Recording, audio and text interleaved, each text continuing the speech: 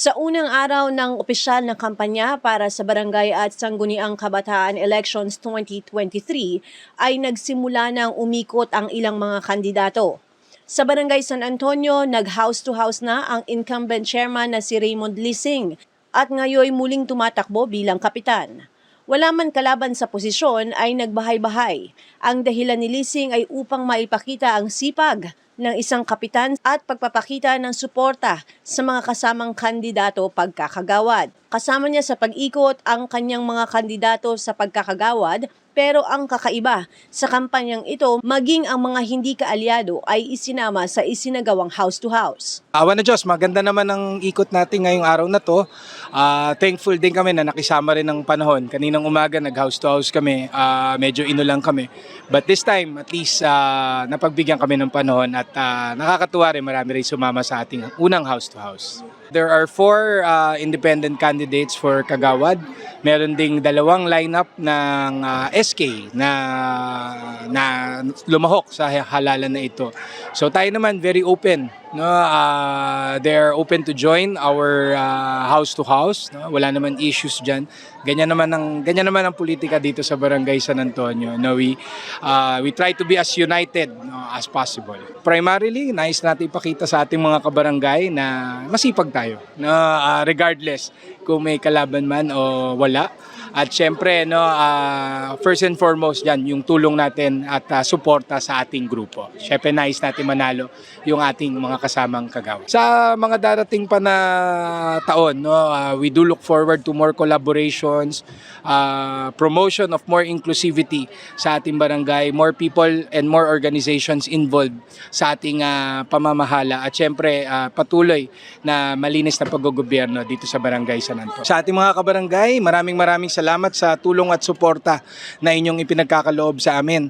At gayon din, no, kami humihiling at kumakatok sa inyong puso ng inyong mahalagang suporta sa darating po na halalan. So again, maraming salamat po sa inyo lahat. Maraming salamat sa inyo. No, again sa inyo, Ma'am Luan, natutulungan niyo po kami para itaas pa ang awareness ng tao pagdating sa kahalagahan ng barangay.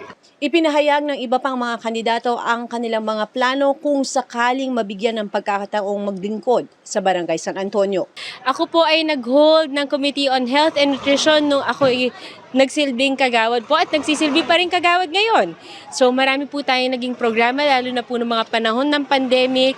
Marami pa po tayong mga services na ipinasa po natin sa mga condo dwellers ng Barangay San Antonio at dito po sa ating mga kabarangay nandito po sa Barangay San Antonio Village. Marami pa po tayong pwedeng ibigay tulad ng naiisip natin sa programang Health and Nutrition. Gusto po natin palawakin ang programa para sa mga citizens natin with hypertension and diabetes. Gusto po natin gumawa ng proactive na nutrition care and lifestyle change and care para po sa ating mga citizens with hypertension and diabetes. Gusto pa rin po natin palawakin ang programang ating ginagawa ngayon, ang BSA MUMAS na tumutulong po sa mga mothers na breastfeeding, sa mga pregnant at sa mga babies po natin na nangangailangan ng nutrition. Marami pa po tayong naiisip kaya sana po ngayon pong panahon ng ating kampanya ay mapagbigyan niyo pa po ulit tayo. I've been here more than 10 years. So this is going to be my 3rd term already. And working for Barangay San Antonio or serving Barangay San Antonio is totally a blessing to us and definitely an honor, no? Para magsilbi sa ating mga constituents dito sa Barangay San Antonio. Ang pinakamahirap na tanong is, why me? I mean, service should always come from the heart. And I believe that within that 10 years, I was able to develop something that, it's a love for service and serving the right people. And I believe that serving Barangay San Antonio is serving the right people. So I would say, to God be all the glory, and I hope that we're going to have a very, very peaceful election this time, and that we're just going to enjoy. And, relationship is always the base for everything. So I believe that when you have a good relationship with your community, you would be able to serve better.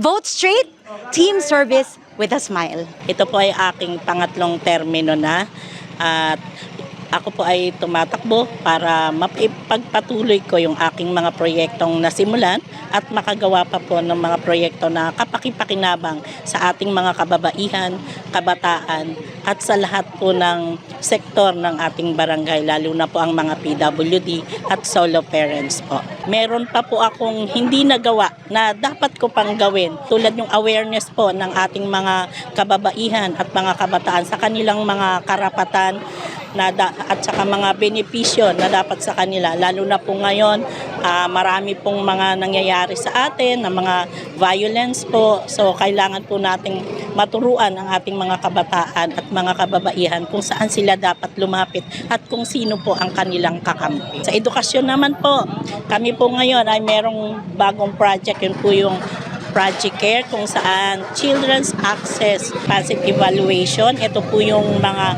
kabataang may red flags na kailangan po nating tulungan sa kanilang mga karamdaman. So sana po pagbigyan niyo po ulit ako at ako kumakatok sa inyong mga puso at mapagbigyan po sa aking pangatlong termino. Sana suportahan niyo po ang buong grupo ni Cap Raymond Leasing. Ako po ay nagpapasalamat at pinagkatiwalaan niyo po ako ng 5 taong nakaraan at ngayon po ay tumatakbo sa aking pangalawang term.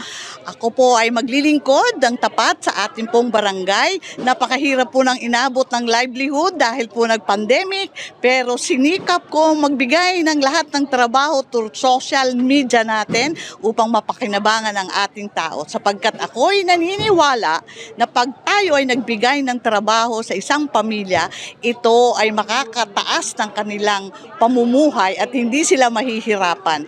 Yun lang po at inaasahan po namin ang inyo pong solid na pagboto sa aming pong team ni Kapitan Raymond Leasing, Service with a Smile. Muli po akong tumatakbo para sa aking ikalawang termino. Ang nais ko po, kaya sana po piliin nyo ating mga kabarangay ay dahil may mga naisulong na tayong mga programa ukol sa kalikasan at pangangalaga nito at nais pa natin paigtingin ang mga adhikain nito. Kasi syempre, tulad nga ng laban natin sa climate change, medyo matagal ang proseso ng pagbago ng kultura pagdating sa waste segregation, sa pag-handle ng mga basura at saka mga environmental issues. So sana po matulungan ninyo at mapagbigyan nyo ng pagkakataon para patuloy natin ang mga programang ito. At maaasahan ninyo na may malasakit hindi lang po para sa kalikasan, kundi po sa bawat mamamayan ng Barangay San Antonio. Gusto ko lang po ipagpatuloy ang paninilbihan sa aking mga kapwa kabarangay ko po. Dahil po nasa puso ko na po ang paglilingkod at alam lang po nila kung ano yung kakayanan ko na maging bilang isang lingkod po ng barangay.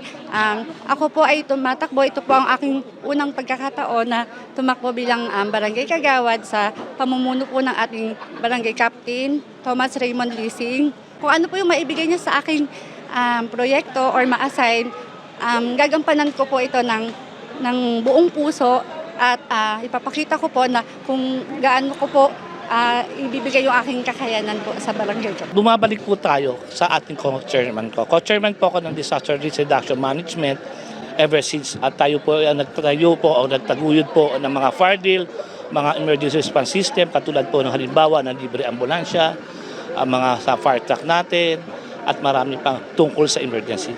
Sa pagtakbo ko nito, itutuloy lang po natin yung ating mga plataforma regarding po sa quick response ng ating emergency.